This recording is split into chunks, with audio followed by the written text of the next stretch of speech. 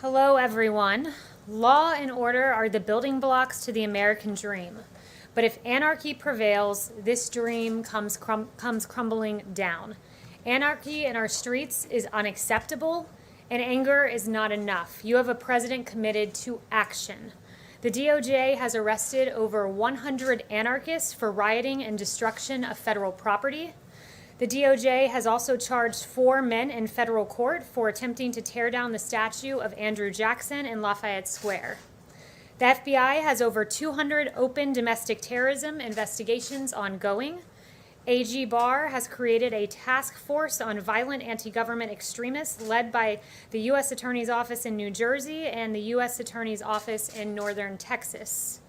With 200 Trump-appointed judges confirmed, the rule of law will be upheld. Democrats at all levels, federal, state, and local, have done nothing. Senate Democrats blocked bipartisan police reform. Minnesota's Democrat governor failed to urgently deploy the National Guard. It took President Trump for that to eventually happen, his suggestion and the ultimate descendants into chaos there in Minneapolis. 3 Democrat Minneapolis council members voted to abolish the police while they themselves were getting a private security detail. That's quite rich. Democrat mayor of Seattle called the CHOP zone, the autonomous zone, the summer of love.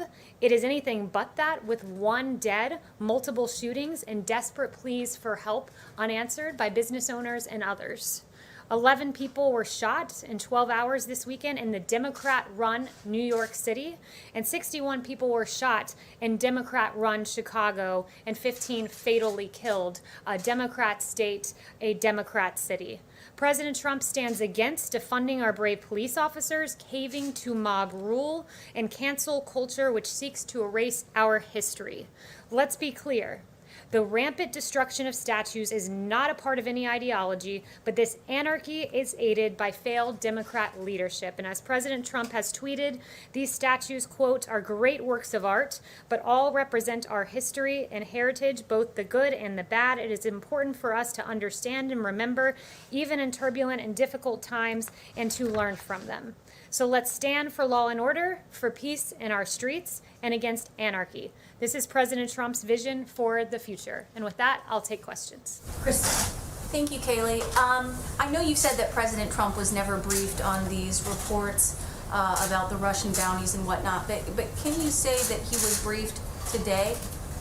Look, I'll say this, that the U.S. receives thousands of reports a day on intelligence, and they are subject to strict scrutiny. While the White House does not routinely comment on alleged intelligence or internal deliberations, the CIA director, NSA, National Security Advisor, and the Chief of Staff can all confirm that neither the President nor the Vice President were briefed on the alleged Russian bounty intelligence. But has he been briefed since all of these reports came out? So let me back up and say this, that there is no consensus within the intelligence community on these allegations, and in effect, there are dissenting opinions from some in the intelligence community with regards to the veracity of what's being reported, and the veracity of the underlying allegations continue to be evaluated. And one more question, if I could.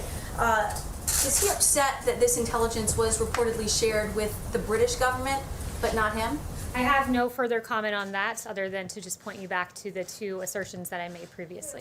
Kristen. Thank you, Kayleigh. How did the president not be briefed on the Russia bounty story? Was he out of the loop by his own intelligence community? No, as I noted, there was not a consensus among the intelligence community, and in fact, there were dissenting opinions within the intelligence community, and it would not be elevated to the president until it was verified. President Trump tweeted overnight, "Intel just spoke to me." What specifically does that mean? Who spoke to him? Did that person, in fact, give the president a full briefing in that conversation? So I have no further details on the president's private correspondence. Tell us who's coming to the White House today and who's going to brief those lawmakers. So what I can tell you about that is that last night the Chief of Staff, Mark Meadows, called both Senator McConnell and Congressman Hoyer and said that he would be briefing 8 members from the committees of jurisdiction. So there was a bipartisan invitation extended provided, but no further details other than Is that. that briefing gonna happen today, Kayleigh? Yes, it was ongoing at the time when I came out here, or at least it had started, I think, 30 minutes prior to me coming out here. But they're gonna come to the I just wanna be clear about what's happening. Members of Congress are coming to the White House? Yes, Caitlin. Okay, I have two questions. One, isn't it concerning that there was even a hint of credibility to this report that the Russians were offering to pay Taliban-linked militants to kill American troops, and the president was not told about it? Has the National Security Advisor or anyone explained why they didn't think it rose to the level that the commander-in-chief should find out about it? So intelligence is verified before it reaches the President of the United States, and in this case, it was not verified. I would note this, though, when the president, there's no stronger advocate for our servicemen and women than President Trump. He never hesitates to act when there is a threat to our servicemen and women. For example, in Syria in 2018, when dozens of Russian mercenaries were killed in retaliatory defensive U.S.-led strikes. So when our adversaries have directly targeted U.S. or coalition partners, the president has not hesitated to act, but this was not briefed up to the president because it was not, in fact, verified. I understand it has to be verified, but not everything in his daily briefings or in the presidential daily brief that's the written document is airtight. They let the president know about what they are hearing. That's why it's intelligence. So why would that not have been something that rose to that level if, we're sharing it with other countries? The National Security Council and the intelligence community constantly evaluate intelligence reports, and they brief the president as necessary. Okay, so my other question is, if this does be borne out to where the president believes that it is true, what is he going to do to hold Russia accountable? And is he still going to invite Vladimir Putin to the G7, G8, whatever he's thinking of having in the fall? I won't speculate on whether this intelligence is verified or not verified, and I won't get ahead of the president on further actions, but I would just point out that no one... officials are not disputing that no this one- is not true. no one- Ratcliffe there- is not disputing this. There are dissenting opinions within the intelligence community, and I can confirm with you right now that there's no consensus within the intelligence community on these allegations. And further, I would just point out, I won't get ahead of the president on actions, but with regard to Russia, this president has been extremely strong on Russia, imposing sanctions on hundreds of Russian individuals, expelling dozens of diplomats, closing 2 Russian consulates, withdrawing from an INF treaty, and several other actions. Disputing it in the intelligence community. I have no further notifications for you other than to tell you there's no consensus and there are dissenting opinions from some within Do the not think this is intelligence true. community. You don't think this report is true. I'm telling you this, that there's no consensus in the intelligence community and that the dissenting opinions from some in the intelligence community exist. Darlene. Thank you, Kayleigh. I wanted to go back to the tweet the president tweeted yesterday and then removed. This morning you said that he didn't hear the phrase white power in your portion of the video, and that when it was signaled to him that that was there, he took the tweet down. So does the president retweet other people's tweets and videos without knowing the full contents of what he's retweeting? No, he did not hear that particular phrase when he tweeted out the video, and To the video before retweeting it? he did, and he did not hear that particular phrase. Also, given your opening, do you have any comment on Mississippi taking steps to remove the Confederate emblem from the state flag? I would say that that's a decision for Mississippi to make, and it's commendable that they took this action in a lawful manner and took the appropriate steps rather than trying to tear down statues and monuments. Thanks, Kayleigh. One follow-up on the Russia and then one on another issue. Does the president have a specific message for Moscow given these reports? A specific message for Moscow? No, because he has not been briefed on the matter. As I noted, there's no consensus among the intelligence community, and there are, in fact, dissenting opinions. All right. And on a separate issue, Jacksonville, Florida today apparently is issuing a mask order. That, of course, is where at least part of the RNC will be held later this summer. Has the president's thinking about wearing a mask changed at all, given that order and given the increased coronavirus cases in Texas, Florida, Arizona, and elsewhere? So I talked to the president before coming out here. It's his choice to wear a mask. It's the personal choice of any individual as to whether to wear a mask or not. He encourages people to make whatever decision is best for their safety, but he did say to me he has no problem with masks and to do whatever your local jurisdiction requests of you. Yes. Thanks, Kayleigh. There have been reports that some American service members actually were killed as a result of this Russian bounty. What information do you have on that? Look, again, I pointing you back to the fact that there's no consensus within the intelligence community. And I would also note that for those of you that are always taking the New York Times at their word, they erroneously reported that the president was briefed on this. He was not briefed on this, and neither was the vice president. So before buying into full-fledged a narrative from the New York Times that falsely stated something about the president, that you would wait for the facts to come out. And note, once again, there's no consensus in the intel community, and in fact, there are dissenting opinions from some within it. But Yeah, so you say that he wasn't briefed. Does that mean it wasn't in the PDB either?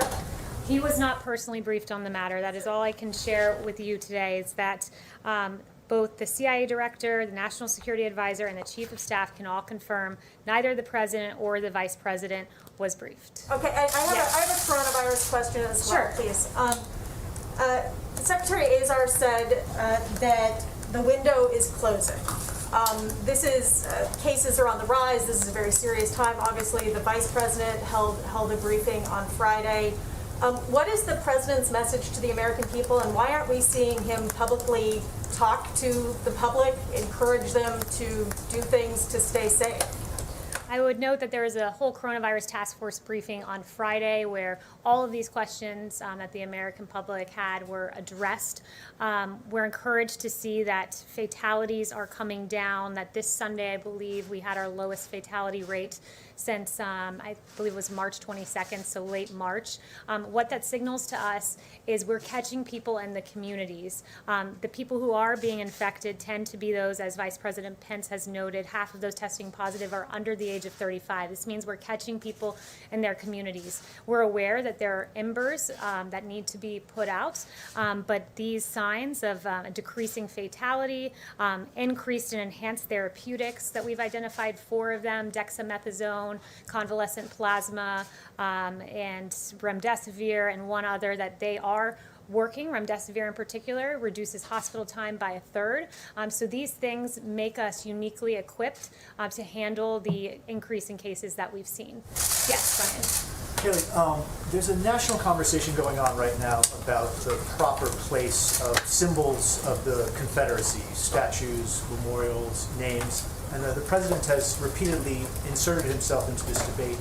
And I think a lot of people are trying to understand what his view of memorializing the Confederacy is and the proper place of the Confederate flag. So a couple questions. One, does President Trump believe that it was a good thing that the South lost the Civil War?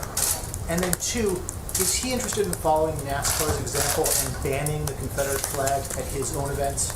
Well, your first question is absolutely absurd. He's proud of the United States of America. Second, with regard to our statues, Americans oppose tearing down our statues. There's a Harvard-Harris poll released just last week that shows 60% of respondents said the statues should remain, and 71% said local governments should block groups from physically destroying the statues. So he stands on the side of preserving our history. The question was actually about the Confederate flag at his rallies. Is he interested in banning the Confederate flag at his rallies? That would be a question for his campaign, but look, this president's focused on taking action, on fixing problems. It's why he had his executive order just a few weeks ago to keep our streets safe and secure. That's where his focus lies, and I think that those who are tearing down statues, they do appear to have no ideology when they're tearing down statues and defacing statues of Matthias Baldwin, an abolitionist, Hans Christian Heg, who died fighting for the Union Army during the Civil War, a memorial for African American soldiers who fought in the Civil War was damaged in Boston, and a monument to fallen police officers was vandalized in Sacramento. This is unacceptable. It's why the president took strong action. It's why he has an executive order saying those tearing down statues will be punished to the fullest extent of the law. It's why 4 people will charge. He will not stand for lawlessness and chaos. He stands with the 71% of Americans who say there is no place for tearing down statues, as these anarchists are doing across the nation. Christian. That it's okay to display the Confederate flag at his events? Christian. Yeah, thanks, Kayleigh. I got a couple. First off, the president's been talking about this big infrastructure push. I'm curious if we're ever going to get a look at the proposal that DOT has been working on. And then secondly, curious if you could give us a little info on how the Phase 4 negotiations are going. Do you get a sense that Congress is open to the back-to-work bonus that the president said he's in favor of? I don't have any updates for you on phase 4 or infrastructure, but the president has mentioned for the last 3 years he's very keen on Democrats coming to the table and working with us on infrastructure. He's keen on in a phase 4 seeing a payroll tax holiday, which helps low-wage workers and those who need it most. These are real effective measures that could help the American people, but the onus is really on Democrats to come to the negotiating table. Is there any indication that this is going to be different than infrastructure in February? I mean, that was roundly denounced by all the Democrats. Yeah, I won't get ahead of the president or those negotiations. Stephen. Thank you. I have two questions. First, about the statues. I covered pretty closely the Trump inauguration rioting trials, and those all ended in essentially jury nullification, and no one was convicted. And I was wondering if President Trump is concerned about the possibility that the same will happen with the people who were charged before for trying to topple the Jackson statue, particularly given his personal role helping apprehend suspects. Look, that'll be a decision for the courts to make and for juries to make, but the president is very keen on seeing these actions brought to justice, because tearing down American monuments and defacing federal property and defacing the Lincoln Memorial are not things the American public want to see, as noted with that 71% poll. Got it. And my second question is, over the weekend, President Trump retweeted a contrast of his presidency and President Obama's, and there was a chart of the different things that President Obama did and President Trump did, and one of the differences was President Obama approving the extrajudicial killings of Americans overseas. There was a little bit of confusion earlier in President Trump's presidency about his position on that. Are you able to clarify whether he opposes that? Look, I would just say this. The president will always point to the difference between his record and that of President Obama, which is what he was getting at with his tweet. You had on one hand the Obama-Biden presidency, the weakest economic recovery since World War II. With President Trump, we got to the hottest economy in modern history. With President Trump, you saw ISIS defeated. With Vice President Biden and President Obama, the so-called JV team of ISIS became the varsity team and overran two separate countries. So the president will always draw contrast with President Obama, and those are just two of the many, and he was drawing a contrast in that tweet. Thanks, Kayleigh. I have two questions on COVID-19. First off, remdesivir, we found out today the pricing of it going forward for roughly a 5-day trial, $2,300 for government-backed programs, $3,100 in the commercial marketplace. Does the White House, does President Trump approve of that pricing, of that price point, considering there's been some criticism as to whether or not that's too high? So Blake, that's a really good, important and substantive question that I think deserves a good answer to. And first, the wholesale acquisition costs, or the federal supply schedule, is about $3,200 for a course of remdesivir. But remdesivir is an inpatient drug done by infusion, and because it is an inpatient drug, the patient would be very unlikely to see the cost of the drug and to pay the cost of the drug, because the way that hospitals get reimbursed for inpatient drugs is that they are paid flat fees for admission. And as Secretary Azar explained to me, this means in layman terms that hospitals have to eat the cost of treatment used. But if they buy remdesivir for, let's say, $3,200, which is the wholesale acquisition cost, and that remdesivir drug saves that patient time in the hospital, they only spend a third of the time in the hospital as a patient without remdesivir, that would mean that the hospitals are actually profiting because they're getting the patient out early. So that basically all comes down to saying that the patient will not see that cost. With the price point. Right. And then secondly, just picking up what Jeff had asked about masks. You said the president had no problem with masks and that individuals should do whatever their local jurisdiction requests. However, the HHS Secretary Alex Azar said this weekend, quote, "We've got to practice social distancing. We've got to use face coverings when we can't practice social distancing."